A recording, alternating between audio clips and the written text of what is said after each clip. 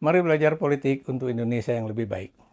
Please subscribe, like, and comment YouTube saya. Teman-teman, kali ini saya lagi-lagi ingin memperbandingkan antara politik di Amerika Serikat dan juga di Indonesia. Mengapa? Karena kita tahu ternyata bukan cuma Indonesia saja yang mempermasalahkan yang disebut dengan oligarki. Di Amerika Serikat pun yang namanya kekuatan oligarki itu juga bisa mengancam demokrasi Amerika Serikat. Dan ini diucapkan oleh Presiden Amerika Serikat Joe Biden dalam pidato perpisahan dia kepada rakyat Amerika setelah pasangan Presiden Joe Biden dan Wakil Presiden Kamala Harris akan mengakhiri masa 4 tahun pemerintahannya. Kita tahu bahwa pasangan ini itu boleh dikatakan menutup masa kepresidenan mereka dengan suatu yang sangat cantik, yang suatu yang sangat memorable. Apa itu? Bahwa mereka akhirnya paling tidak bisa melihat adanya suatu perdamaian di Gaza melalui perjanjian gencatan senjata antara Israel dan Hamas, ya. Walaupun kita tahu ada juga kekhawatiran bahwa gencatan senjata di Gaza itu bisa saja terganggu.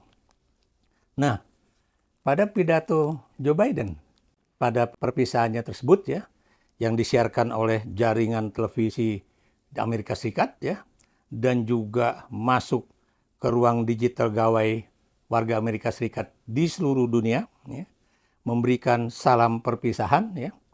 Dan ini juga bukan hanya bicara mengenai pencapaian, tetapi juga banyak yang bicara mengenai tantangan serta kekhawatiran bagi seorang presiden berusia 82 tahun yang mengutarakannya dengan sangat gamblang.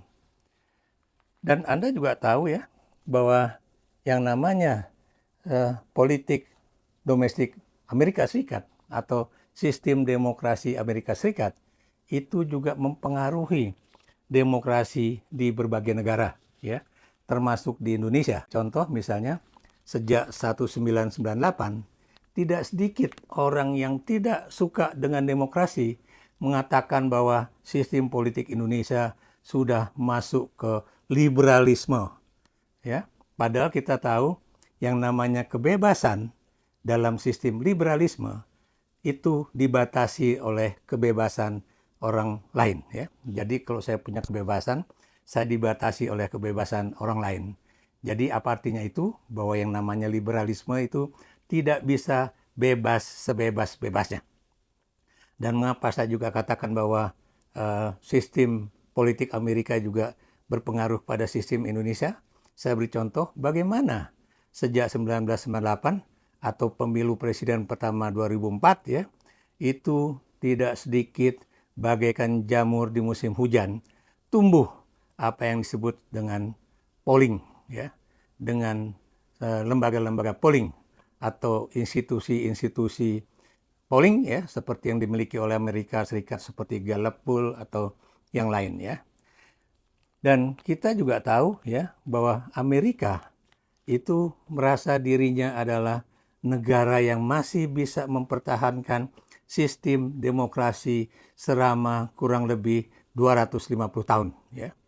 Dan mereka juga merasa bahwa mereka lah kampion demokrasi. Dan kita juga tahu negara modern demokrasi pertama itu sebenarnya adalah Prancis di bawah Napoleon Bonaparte.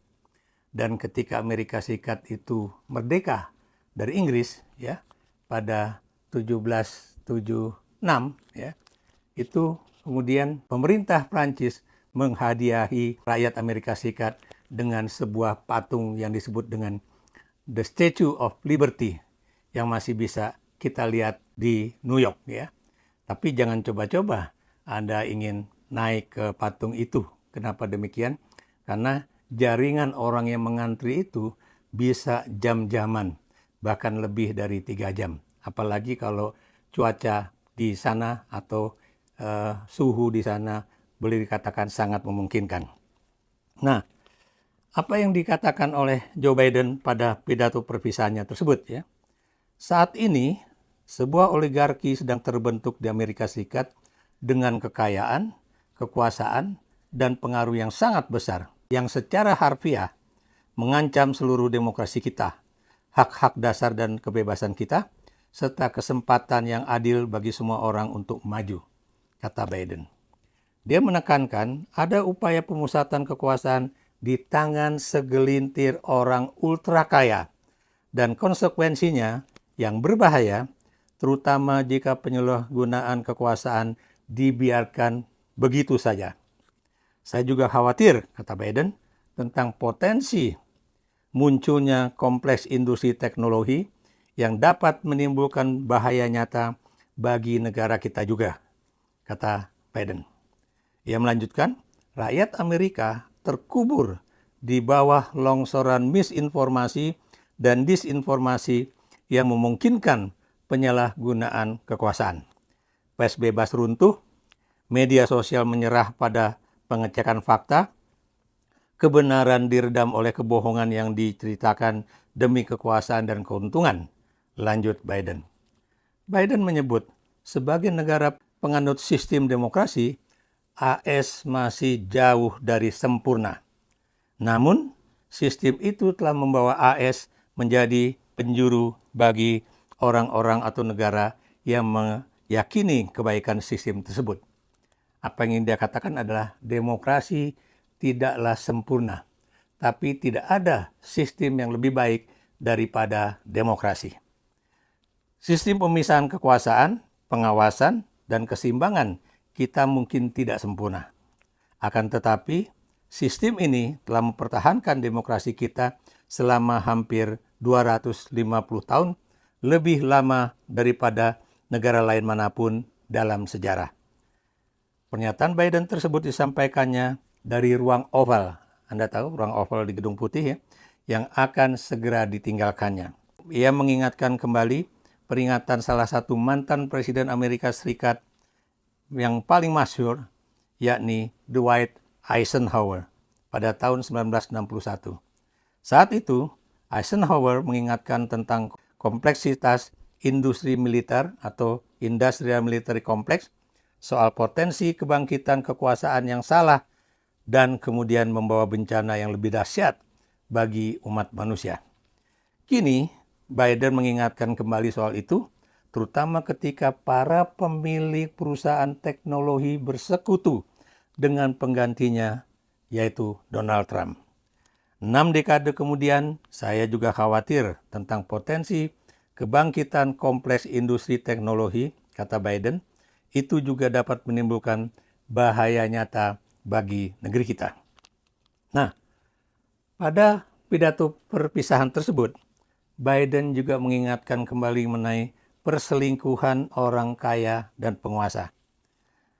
Biden mengingatkan semua hal yang menjelang peralihan kekuasaan dari dirinya ke Trump yang akan berlangsung pada Senin 20 Januari pekan depan. Dia tapi menjamin bahwa tidak akan terjadi hal-hal yang tidak diinginkan. Akan berlangsung secara smooth, aman, tidak seperti apa yang terjadi pada pemilu 2020 ketika para pendukung Trump yang kalah itu melakukan tindakan-tindakan anarkis ya, termasuk juga penyerangan ke gedung Capitol Hill. Dalam pidatonya, Biden tidak menyebut satu nama pun yang menggarisbawahi kekhawatiran perselingkuhan orang-orang kaya dengan kekuasaan, dalam hal ini Partai Republik. Akan tetapi, sebagian besar sudah mengetahui bahwa peringatan itu ditujukan kepada sepak terjang Elon Musk, pemilik Tesla, pemilik platform X, pemilik SpaceX, dan juga ada juga berita bahwa dia juga akan membeli TikTok yang menjadi salah satu orang kepercayaan Trump. Musk mengucurkan lebih dari 100 juta US dollar untuk membantu Trump terpilih lagi sebagai presiden. Setelah Trump kembali ke Gedung Putih, Musk mencoba memengaruhi pikiran rakyat Jerman dan juga Inggris atas pilihan politiknya, yakni terhadap Kanselir Olaf Scholz ya di Jerman, dan juga Perdana Menteri Inggris Keir Starmer ya, yang baru saja memenangi pemilu di Inggris ya. Menggunakan platform sosial media yang dibelinya, X, dia mencoba mengaruhi para pemilik suara di dua negara itu. Ini dugaan Joe Biden ya. Biden mengkhawatirkan konsentrasi kekuasaan di tangan Trump dan kelompok pendukungnya. Kelompok yang kuat ingin menggunakan pengaruh mereka yang tidak terkendali untuk menghilangkan langkah-langkah yang telah kita ambil dalam mengatasi krisis iklim, untuk melayani kepentingan mereka sendiri demi kekuasaan dan keuntungan. Kita tidak boleh diintimidasi untuk mengorbankan masa depan anak-anak kita, dan juga cucu-cucu kita, kata Biden. Dia juga mengingatkan, tidak ada satupun orang kebal terhadap hukum, termasuk presiden. Juga dengan kekuasaannya, presiden dan kekuasaannya tak terbatas. Apa yang dipidatokan oleh Joe Biden pada saat pidato perpisahannya ini sangat mirip dengan apa yang kita sedang alami di Indonesia yang kita cintai ini. Ya. Kita sangat khawatir adanya suatu perselingkuhan atau adanya terjadi suatu koalisi politik antara orang-orang terkaya di Indonesia dengan kekuasaan. Kita bisa lihat ya, bagaimana orang-orang terkaya di Indonesia mendapatkan kemudahan-kemudahan mereka untuk kemudian membuat proyek-proyek mereka, baik yang termasuk dalam proyek hunian, seperti yang terjadi pada proyek perluasan PIK 2, yang tadinya proyek yang bersifat 100% swasta, kemudian dijadikan oleh Presiden Jokowi pada saat itu menjadi proyek strategis nasional. Dan kita juga bisa lihat ya, bagaimana sekarang orang, baik itu menteri, baik itu pemerintah daerah, dan juga masyarakat, ribut mengenai betapa di dalam laut ya, ada satu pagar laut ya, yang memanjang sampai lebih dari 30 km. Ya. Ini juga terjadi di wilayah Bekasi ya, dengan berbagai alasan, dan ini kemudian kita tahu ternyata dibangun untuk kemudian bisa menguntungkan orang yang memiliki proyek tersebut, baik di wilayah Banten ya, atau di wilayah Bekasi ya. Dan kita juga tahu bagaimana perselingkuhan antara para orang kaya dengan penguasa.